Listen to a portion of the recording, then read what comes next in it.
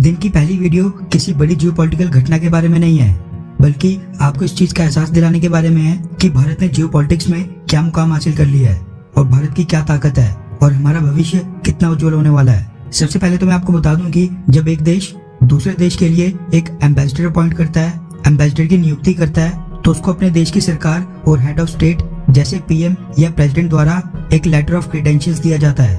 Letter of credentials एक formal diplomatic letter होता है। उसका मतलब होता है कि जो भी काम वो डिप्लोमेट उस देश में जाकर करेगा जिसका वो एम्बेसडर अपॉइंट हुआ है, उसमें उसके देश की गवर्नमेंट की पूरी सहमति होगी।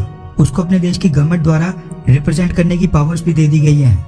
उदाहरण के लिए रशिया अगर भारत में अपना नया एम्बेसडर नियुक्त करता है तो वो ambassador Russian president Vladimir Putin से लेटर ऑफ क्रेडेंशियल्स लेकर आएगा, जिसमें मेंशन होगा कि वो एम्बेसडर और उसके एक्शंस जो वो भारत में आकर करेगा वो गवर्नमेंट ऑफ रशिया को रिप्रेजेंट करते हैं। नए एम्बेसडर को एक प्रोटोकॉल फॉलो करना पड़ता है। भारत आने के बाद नए एम्बेसडर को अपना लेटर ऑफ क्रेडेंशियल्स जो उसको अपने देश की सरकार से मिला था वो भारत के प्रेसिडेंट को पेश करना होता है।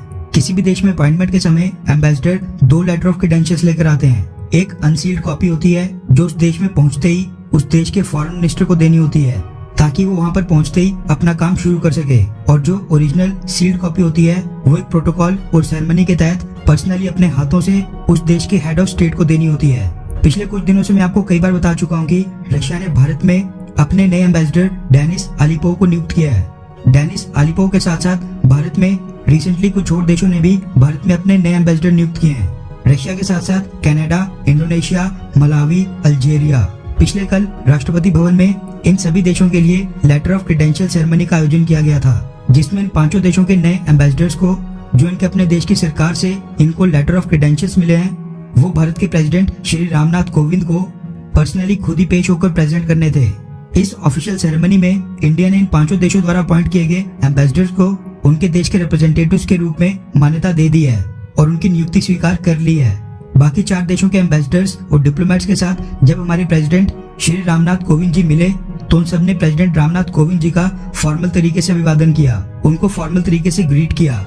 लेकिन सोर्सेज और ट्विटर के ऊपर कुछ बड़े बड़े जर्नलिस्ट से खबर निकल कर आ रही है कि जब प्रेसिडेंट रामनाथ कोविंद जी रशिया के डिप्लोमेट्स के साथ मिल रहे थे, रशियन डिप्लोमेट्स और नए रशियन एम्बेसडर डेनिस अलीपोव ने प्रेसिडेंट रामनाथ कोविंद को राम राम और नमस्कार कहकर ग्रीट किया।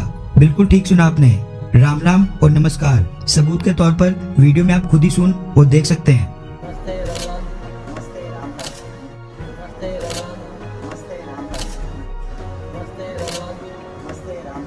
इसके साथ ही रशियन एम्बेसडर डेनिस अलीपोव ने एक स्टेटमेंट भी दी जिसमें उन्होंने कहा कि माननीय श्री रामनाथ कोविंद को लेटर ऑफ क्रेडेंस भेंट कर सम्मानित महसूस कर रहा हूँ। रशिया और इंडिया के बीच ट्रेडिशनल फ्रेंडशिप और प्रिविलेज्ड स्ट्रेटेजिक पार्टनरशिप यानी पारंपरिक दोस्ती और विशेषाधिकार प्राप्त रणनीतिक साझेदारी को मजबूत करने की दिशा में मजबूती से काम करने को दोहराता हूँ। रशिया के नए एम्बेसडर डेनिस अलीपोव को रशिया में इंडिया स्पेशलिस्ट कहा जाता है, इसलिए उन्होंने नमस्कार और राम राम वाला टच शायद खुद ही दिया होगा।